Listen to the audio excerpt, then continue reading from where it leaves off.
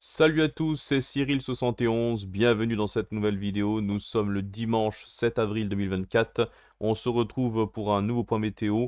On va parler des dernières prévisions pour ce début de semaine en ce qui concerne cette dépression qui a été baptisée Pierrick, donc qui sera quasiment une tempête, notamment pour les côtes bretonnes et normandes, dans la nuit de lundi à mardi. Donc on va surveiller un petit peu l'évolution de cette dépression. On a ce flux de sud, encore une fois, sur notre pays, qui est marqué avec des températures qui sont très élevées pour la saison. Et encore une fois, ce sable, ce nuage de sable du Sahara dans notre atmosphère et qui camoufle le soleil, notamment pour les régions cette fois-ci un peu plus du côté de l'Est. Alors cette dépression va chasser ce nuage de sable et elle sera accompagnée d'un fort coup de vent, voire quasiment d'une tempête, je vous l'ai dit, entre la Bretagne et la Normandie. Et elle sera également à l'origine d'une dégradation orageuse assez forte, parfois bien forte d'ailleurs, pour les régions qu'on va parler dans un instant. Alors pour l'évolution de cette dépression qui se creuse très rapidement pour ce lundi en direction de l'entrée de la Manche, vous voyez jusqu'à 990 hectopascales, peut-être même légèrement en dessous, 986, 987 hectopascales, ça dépend des modèles, voilà une petite différence au niveau du creusement encore, mais dans tous les cas ça sera une dépression bien dynamique, qui est quasiment une tempête pour le coup, tempête Pierrick, qui concernera donc les côtes bretonnes et normandes, des rafales de vent jusqu'à 120, 130 km/h prévus, peut-être plus localement sur les caps les plus exposés. En tout cas, les dernières modélisations ont un petit peu revu les vents plus forts par rapport à hier. On attendait un fort coup de vent et au final, les seuils de tempête seront bien dépassés, notamment sur les côtes, avec donc, je vous l'ai dit, ces valeurs de vent. À l'intérieur des terres, la Bretagne et la Normandie, ça va également souffler pas mal dans la nuit de lundi à mardi. Alors la Bretagne, surtout dans la soirée de lundi, et ça sera un peu plus tardivement dans la nuit pour le reste de la Manche, en particulier le Cotentin et la Manche, donc des rafales de vent à l'intérieur des terres qui pourraient atteindre les 90 km/h. Voilà, donc c'est quand même assez costaud au niveau des vents. Attention, car les coefficients de marée sont assez élevés pour ce début de semaine. Donc une forte houle, des vagues de 4 à 6 mètres seront possibles. Grande prudence, voilà, si vous êtes proche des côtes, notamment surtout de la Bretagne.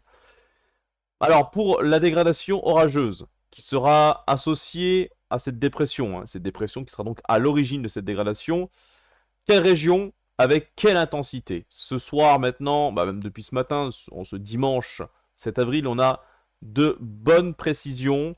Ça semble bien clair pour les régions concernées et l'intensité de ces orages. Alors tout cela va démarrer déjà dans l'après-midi de ce lundi pour les régions centrales. On pourrait avoir des orages qui pourraient se développer déjà bien avant le front principal, qui arrivera plutôt en soirée pour le sud-ouest, mais du coup, avec une instabilité qui va naître dans la journée de ce lundi, entre les régions centrales, Île-de-France et Hauts-de-France, on pourrait déjà avoir quelques développements. Alors attention, ça sera très localisé et ces orages pourraient ne pas avoir lieu. C'est un petit peu incertain car c'est désorganisé en ce qui concerne cette partie-là du pays pour ce lundi après-midi, fin d'après-midi également. Donc toutes les régions qui vont côté des Pays de la Loire, région centre, Île-de-France, Hauts-de-France et peut-être partie de Normandie, on aurait quelques développements orageux au cours de ce lundi après-midi. Localement forts, ces orages seront accompagnés de grêles et de rafales de vent. Voilà, mais la ligne principale, la ligne orageuse, la dégradation la plus importante sera arrivant en soirée par la région Occitanie.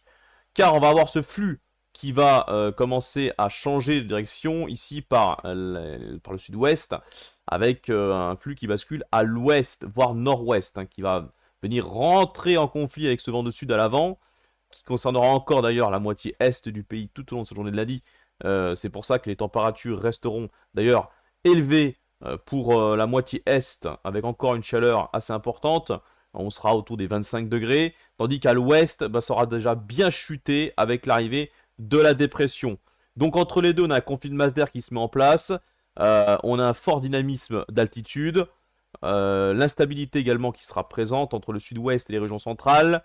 Voilà, c'est pour ça que ça sera surveillé vraiment cette partie-là. On attend ces orages en soirée, qui vont s'organiser depuis l'Occitanie, Limousin, attention, le Limousin est vraiment en ligne de mire, hein, des modèles qui voient de gros trucs proches du Limousin. Donc ouais, Nord Occitanie, Limousin. Et ensuite, ça remontera du côté du nord de l'Auvergne, l'est de la région centre, donc en particulier le département du Cher, également le Loiret, la Nièvre qui pourrait être concernée, Lyon, et puis plus tardivement, ça pourrait concerner également l'Île-de-France, notamment la partie est, donc en direction de la Seine-et-Marne, et puis des Ardennes, hein, ça finirait sa route dans les Ardennes. Vers le milieu de nuit. Voilà, donc tout cela entre la soirée et le milieu de nuit, où cette ligne orageuse va traverser donc toutes ces régions-là. On attend de fortes rafales de vent. C'est surtout l'aspect venteux qui s'annonce, hein, sous ces orages, et notamment la ligne principale sur les régions, donc sur cet axe Occitanie, Limousin, région centre, Est Île-de-France jusqu'aux Ardennes. Donc c'est là qu'on attend le plus gros cumul de pluie également sous les orages. Donc forte rafale de vent, forte pluie, risque de chute de grêle. Voilà, donc tout ça, ça sera assez rapide, hein, ça va vraiment se déplacer assez rapidement avec ce flux dynamique. Donc attention, vraiment, si vous êtes sur ces régions-là, cette dégradation orageuse s'annonce forte, hein. Risque d'orage fort pour cette partie du pays, donc une grande partie finalement avec cette ceinture sud-ouest-nord-est. Ensuite, dans la journée de mardi, avec la dépression, vous voyez, qui va continuer sa route en direction de l'Angleterre, de la mer du Nord, le front pluvieux orageux va surtout concerner l'est du pays, notamment donc la région Rhône-Alpes.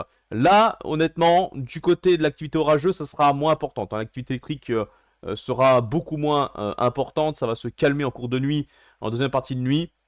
Donc pour l'activité électrique, ça serait plutôt pour les régions finalement où ça s'annonce le plus actif, hein, donc ces régions Occitanie, Limousin, région centre, jusqu'aux Ardennes.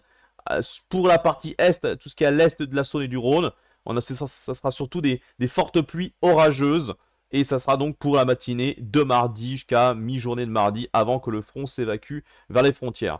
Voilà, à l'arrière, on retrouvera un ciel de traîne qui sera peu actif apparemment, sauf peut-être près des côtes, où on aura un peu plus d'averses, mais sinon, ça sera l'accalmie. Le vent également dans le nord qui sera présent, ça devrait souffler au nord de la Seine, mais ça restera modeste, plutôt une ambiance automnale qui va dominer là pour ce mardi, puisque avec la chute des températures, on pourrait perdre parfois 10 à 15 degrés, hein, sur certaines régions entre lundi et mardi.